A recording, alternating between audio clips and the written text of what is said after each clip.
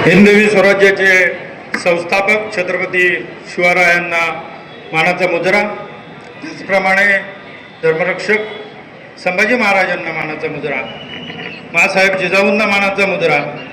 ज्या गावातून मी येतो आणि ज्या पूर्वजांनी माझे किल्लेदार होते अशा मनोहर संतोषगडाच्या पायथ्याशी आणि त्या किल्ल्याला माझा मुजरा. आणि या ठिकाणी उपस्थित असलेले सर्व या सिंधुदुर्ग जिल्ह्याचे पालकमंत्री नितेश साहेब आणि सर्व मान्यवरांना मी माझा मानाचा मुजरा देऊन मी आपल्यासमोर मनोगत व्यक्त करत आहे.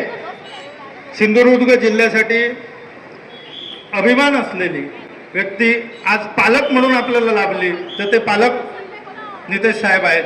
खऱ्या अर्थाने पालकत्वाची जबाबदारी त्यांनी कशी पार पाडली असेल तर प्रत्येक वेळी त्यांना आपला जिल्ह्यातील जनता आणि आपण सर्वजण जो समाज असेल म्हणजे देश, धर्म, समाज आणि सिंधुदुर्गच्या जिल्ह्याच्या जनतेसाठी आपला आयुष्य म्हणा किंवा आपले प्राणपण वेचण्याची ज्यांची सातत्याने तयारी असेल असे आपले सिंधुदुर्ग जिल्ह्याचे पालकमंत्री नितेश साहेब यांच्यासाठी आपण जोरदार टाळ्या वाजवल्या पाहिजेत.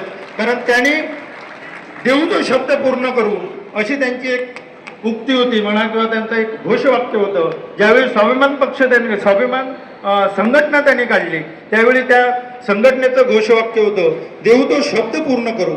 आणि अशाच पद्धतीचा शब्द सिंधुदुर्ग जिल्ह्यातील मराठा समाजाला त्यांनी दिलेला होता आणि तो आज शब्द खऱ्या अर्थाने पूर्ण करत आहे आणि त्याचा सुवर्णक्षणाचे साक्षीदार आपण सर्वजण आहोत. यासाठी त्यांच्यासाठी जोरदार टाळ्या झाल्या पाहिजे. मुळात आधी नितेश साहेबांसमोर माझ्यासारख्याने बोलणं खूपच कठीण आहे, पण आता मी ड्रेरिंग केलेली आहे. कारण काय होतं, सत्कार होतातच पण असे सत्कार क्वचितच होतात आणि अशा वेळेला आपण नाही बोललो तर काही गोष्टी राहून जातील. कारण साहेबांच्या अनेक गोष्टी अशा आहेत की साहेबांच्या मनातल्या गोष्टी ना ते कधीही व्यक्त होत नाही. मला आठवतं गेली 10 वर्षापूर्वीपासून या मी प्रक्रियेत आहे. साहेबांनी मराठा मंडळाच्या सभागृहासाठी त्यावेळी आमची सत्ता नव्हती पण त्यावेळी साहेबांनी सगळ्या मराठा समाजाच्या प्रतिनिधींना एकत्र केलं माझ्या माध्यमातून. शशी सावंत असतील किंवा त्यावेळी बिरमोळे डॉक्टर वगैरे सगळी मंडळी होती.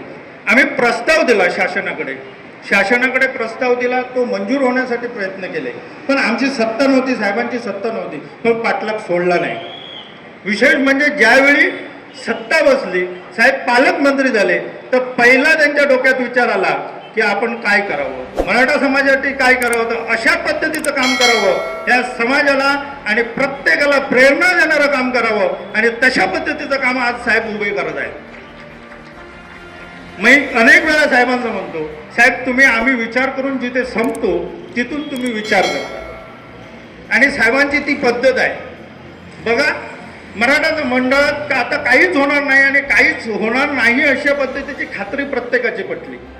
आता पुढे जायचं कसं असा प्रश्न निर्माण झाला असेल. तुम्ही सर्वच मंडळी व्यक्त कराल नंतरही भाषणात, कारण आता पुढचा मार्गच दिसत नव्हता आणि जिथे मार्ग दिसत नाही, जिथे रस्ता खुंटतो तिथे साहेबाची विचार करण्याची सुरुवात होते. साहेबांनी पहिल्यांदा मंत्री झाल्यानंतर विचार केला की आपण स्वतंत्र मार्ग निर्माण करू आणि मराठा समाजाला, संपूर्ण समाजाला, मराठा समाजासमवेतच इतर समाजालाही सुद्धा प्रभावात आणायचं असेल आणि कणकवली शहराची जी सांस्कृतिक भूक आहे ती जर पूर्ण करायची असेल तर या ठिकाणी स्वतंत्र असं उत्कृष्ट आणि सर्वोत्कृष्ट अशा पद्धतीचं सांस्कृतिक भवन झालं पाहिजे आणि त्यासाठी ते झटत होते आणि आज त्याची सुवर्णक्षणाचे साक्षीदार आपण सर्वजण होत आहोत. सत्ता येतील, सत्ता जातील. अनेक लोक आजपर्यंतच्या प्रवाहात येतील, अनेक लोक परत जातील सुद्धा, पण नाव राहील. राणेसाहेबांचं जसं मोठ्या राणेसाहेबांचं नाव राहिलं, मोठ्या राणेसाहेबांनी ज्या पद्धतीनं काम केलं त्या ही एक पाऊल पुढे जाऊन काम करण्याची क्षमता नितेश साहेबात आहे आणि ही ती मी अनुभवतोय. आज साहेब या ठिकाणी जो आपण आता भूमिपूजन जे केलं आहे त्याचा जो मराठा सांस्कृतिक भवन जे उभं राहणार, तुम्ही कल्पना करा त्याचं किती व्याप्ती मोठी आहे. हा मल्टीपर्पज हॉल नुसती नाटकं नाही तर तुम्ही प्रत्येक छोट्यातल्या छोट्या कार्यक्रमापासून वरपर्यंत मोठ्यातले मोठे कार्यक्रम करू शकता. असं इतका तो उत्कृष्ट असेल. या ठिकाणी विद्यार्थ्यांचं MPSC UPSC पासूनचे सगळ्या प्रकारची शिक्षण देण्याची व्यवस्था या ठिकाणी असेल. या ठिकाणी अशाच पद्धतीचं आर्ट गॅलरी असेल. साहेब आर्ट गॅलरीची संकल्पना साहेब स्वतः आपल्या भाषणात मांडतील, पण मी तुम्हाला निश्चितपणाने सांगेन की सिंधुदुर्ग जिल्ह्यात साहेब एकूण 38 गड किल्ले आहेत. 38 गड किल्ल्यामध्ये असे विजयदुर्ग म्हणजे दुर्ग किल्ले आहेत आणि गिरिदुर्ग किल्ले आहेत आणि भुईकोट किल्ले आहेत.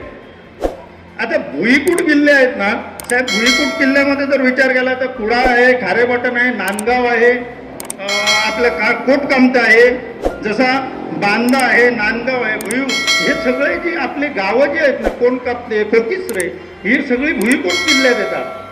आणि ह्या भुईकोट किल्ल्याचं संशोधन किंवा त्याची स्टोरीज आजपर्यंत समाजात किंवा आपल्यापर्यंत पण नाही आहे. मी विनंती करेन साहेबांना की या मराठा समाजाच्या स्मारकात अशा दुर्लक्षित राहिलेल्या प्रत्येक घटक म्हणजे जे काय किल्ले असतील महाराजांचे 38 किल्ले सिंधुदुर्ग जिल्ह्यातले दुर्लक्षित असलेल्यांची देखील स्टोरी किंवा त्यांचंही एक वेगळ्या पद्धतीची माहिती या ठिकाणच्या सांस्कृतिक भवनात उभी निर्माण करून दिली जावी, जेणेकरून जो पर्यटक येईल, जो शिवप्रेमी येईल, तो इथे भेट देईल आणि त्याला लक्षात येईल की या सिंधुदुर्ग जिल्ह्यात मला कुठे कुठे शिवप्रेमी म्हणून भेटायचं आहे, कुठे कुठे मला जायचं आहे. अशा पद्धतीचं मार्गदर्शक असं मराठा सांस्कृतिक भवन उभं राहावं अशी आमची तुमची सर्वांची इच्छा आहे आणि ती इच्छा नेतेसाहेब निश्चितपणाने पूर्ण करतील अशी आपल्याला सर्वांनाच खात्री आहे. या ठिकाणी खूप काय बोलण्यासारखं आहे, पण आता मी आवर्त घेतो कारण ज्या पद्धतीनं आपल्याला कार्यक्रम थोडासा मिसअंडरस्टँडिंग किंवा थोडासा झाला आणि मराठ्यांचा कार्यक्रम असा झाला नाही तर साहेब म्हणाले तसं की तो मजा येत नाही, त्यामुळे थोडा होणार असतो कारण प्रत्येकी मराठ्यांचा कार्यक्रम म्हणजे तसंच आहे. पण आपण तो मोठ्या मनाने स्वीकारला, ज्यांचे सत्कार झाले त्यांनी मोठ्या मनाने स्वीकारले, कोणाचे नाही झाले तरी आपला झाला असं तुम्ही गृहीत धरला, त्याबद्दल मी तुमचं ऋण व्यक्त करतो.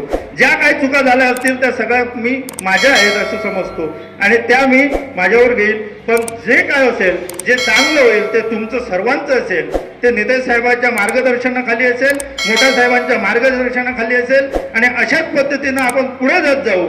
समाज ज्यावेळी एकसंघ राहील त्यावेळी एक वेगळ्या पद्धतीचं काम होईल, मोठं काम निर्माण करेल. सिंधुदुर्ग जिल्ह्यात अशाच पद्धतीचं सन्माननीय नारायण राणे साहेब आणि सन्माननीय निलेश साहेब यांच्या नेतृत्वाखाली आणि त्यांच्या मार्गदर्शनाखाली आपण एक भव्य दिव्य असं काम करून दाखवूया आणि समाजाला प्रेरणा देणारं काम करत राहूया अशा पद्धतीचे मी आवाहन करून मी माझे 2 शब्द संबोधतो. जय हिंद, जय महाराष्ट्र.